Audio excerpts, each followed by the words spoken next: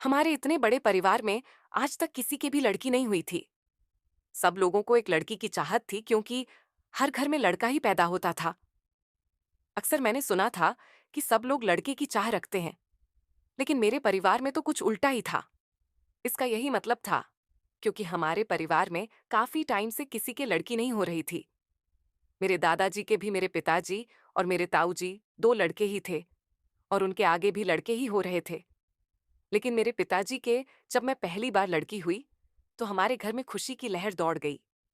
चारों ओर खुशियां मनाई गईं।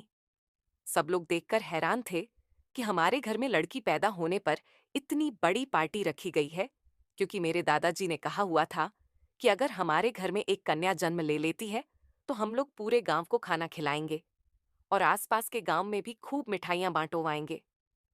और जब मेरे जन्म के बाद ये सब मेरे दादाजी कर रहे थे, तो हर किसी की आंखों में यह हैरानी थी कि लड़का होने पर अक्सर हम लोगों ने देखा है कि इतनी सारी खुशियां मनाई जाती है, लेकिन लड़की होने पर तो हम लोग पहली बार देख रहे हैं। इसका यही कारण था कि हमारे घर में कोई भी लड़की पैदा नहीं हो रही थी। हर किसी के लड़का ही पैदा हो रहा था। इसीलिए सब लोगों की एक इच्छा जाग उठी थी कि घर में लड़की हो।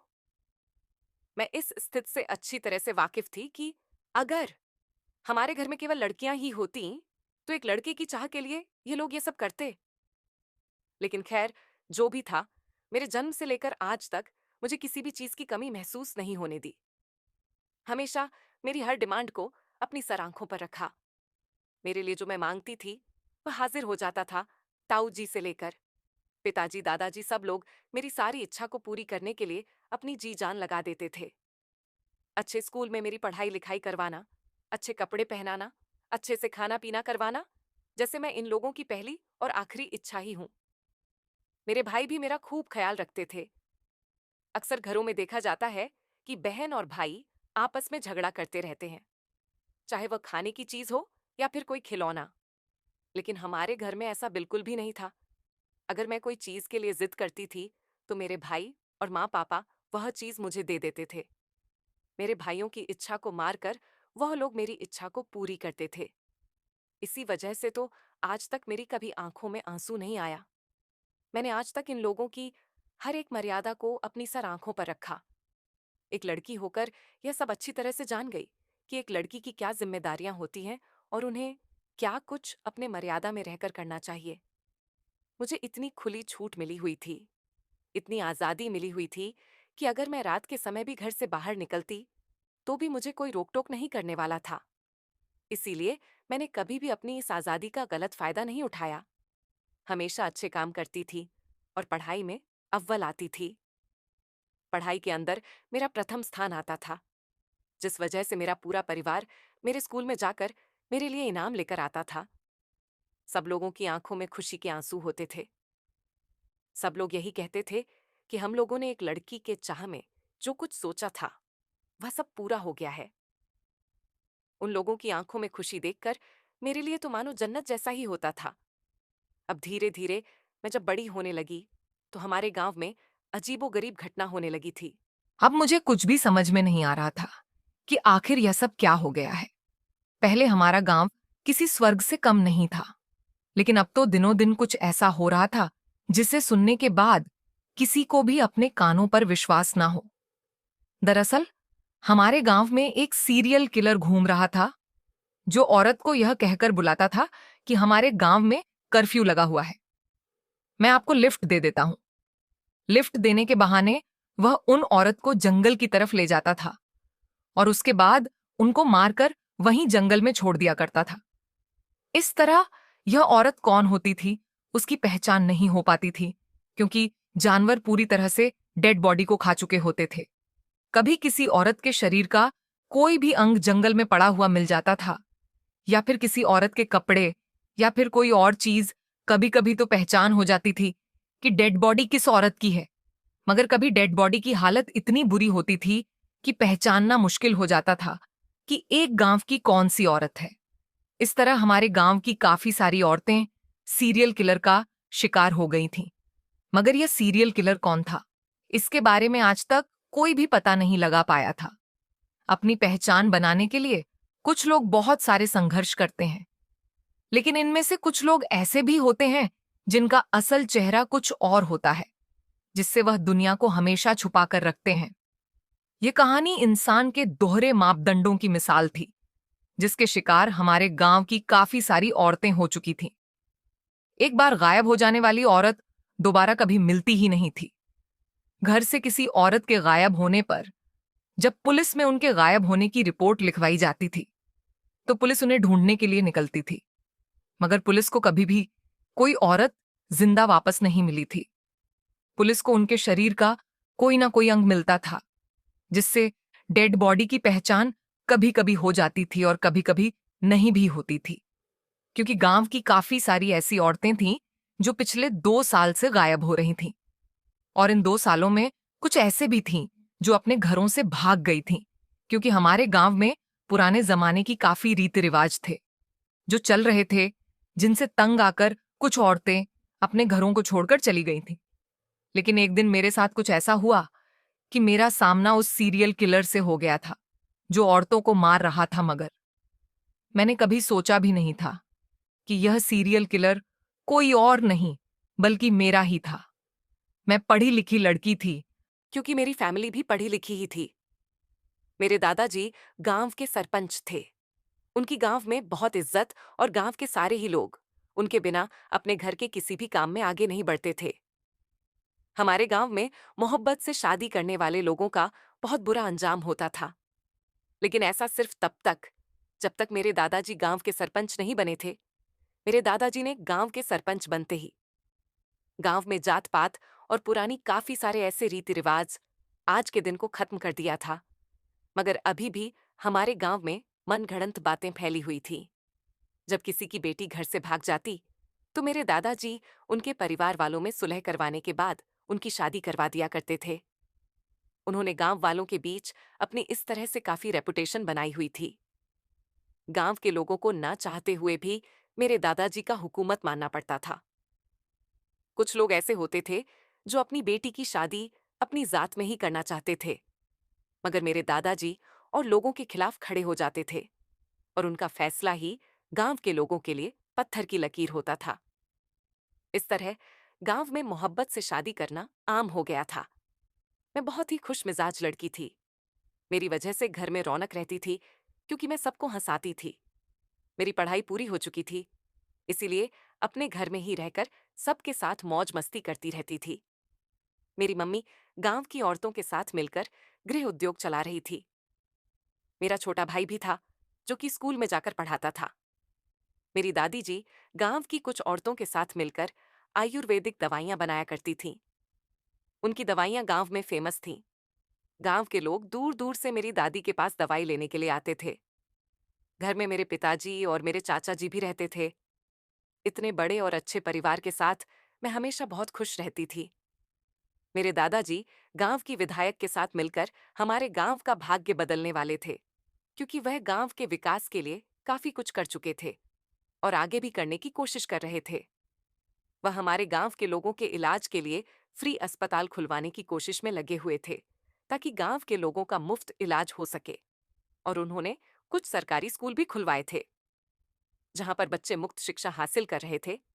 लेकिन एक चीज जो अभी तक पकड़ में नहीं आई थी, वह थी कि वह इंसान जो औरतों को मार रहा था। हम लोगों को पता था कि पिछले 2 साल से हमारे गांव की कुछ औरतें गायब हो चुकी हैं। जो एक बार चली गई तो वह कभी वापस नहीं आई।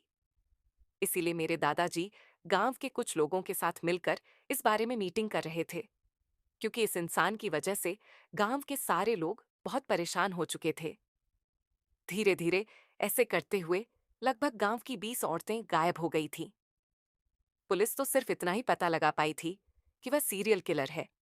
वह कोई औरत नहीं बल्कि मर्द है जो औरतों को लिफ्ट देने के बहाने ले जाता है। पुलिस इसके अलावा और कुछ भी पता नहीं लगा पाई थी। लेकिन मैं तो अपने मस्ती में मगन थी। मुझे इन सब बातों की कोई परवाह नहीं थी, क्योंकि मैं एक लड़के से प्यार करती थी। मैं जिस लड़के से प्यार करती थी वह भी मुझसे बहुत प्यार करता था और हमारे गांव का ही था। वह भी शहर में पढ़ लिख कर आया था। मेरी मुलाकात उससे हमारे गांव की शादी में हुई थी। उस दिन के बाद ऐसे ही हम दोनों एक दूसरे को बहुत चाहने लगे थे। मेरे अफेयर के बारे में मेरे सिर्फ एक दोस्त के अलावा कोई भी नहीं जानता था। कभी कभी उससे मिलने के लिए पुराने घाट की तरफ में चली जाती थी। हम हर हफ्ते एक बार हमारी मुलाकात का सिलसिला जारी था। हमारे बारे में अभी तक किसी को कोई भी खबर नहीं थी। नितिन के परिवार में तो कोई नहीं था, सिर्फ उसके पिता थे, जो कि मेरे पिताजी के बहुत अच्छे दोस्त हैं। कभी कभी नितिन हमारे घर पर अपने पिताजी के साथ आ जाया करता था। उसके पिताजी बहुत अच्छे इंसान थे और बहुत ईमानदार थे। नितिन के पिताजी मेरे पिताजी के बचपन के दोस्त हैं। मैं नितिन के पिताजी राजेश अंकल को तो बचपन से ही जानती थी, मगर नितिन को मेरे जवान होने के बाद देखा था। लेकिन जब हम दोनों ने एक दूसरे को देखा, तो हम एक दूसरे की मोहब्बत में चले गए। जिंदगी इसी तरह से गुजर रही थी। नितिन का साथ मिल जाने से मुझे अपनी जिंदगी से मोहब्बत होने लगी थी। मेरी पूरी फैमिली मुझसे बहुत प्यार करती थी, क्योंकि मैं अपने घर में इकलौती बेटी थी और सबकी लाडली थी। सबने मुझे गोद में खिलाया था। एक दिन अचानक गांव में शोर शराबा होने लगा, तो पता चला कि हमारे पड़ोस में रहने वाली रेखा भाभी अचानक कहीं गायब हो। हम लोगों के होश उड़ गए थे, क्योंकि गांव में तो काफी समय से औरतों के गायब होने के चर्चे थे। और अब तो चंचल भाभी भी गायब हो गई थी। उनका एक 5 साल का बेटा भी था। उनके परिवार वाले उनके लिए बहुत ज्यादा परेशान हो रहे थे कि वह भी तो कहीं उस सीरियल किलर का शिकार नहीं हो गई, जो औरतों को मार रहा है और जिसकी वजह से औरतें गायब हो जाती हैं। कुछ भी नहीं कहा जा सकता था, क्योंकि रेखा भाभी के बारे में कुछ पता ही नहीं चल रहा था।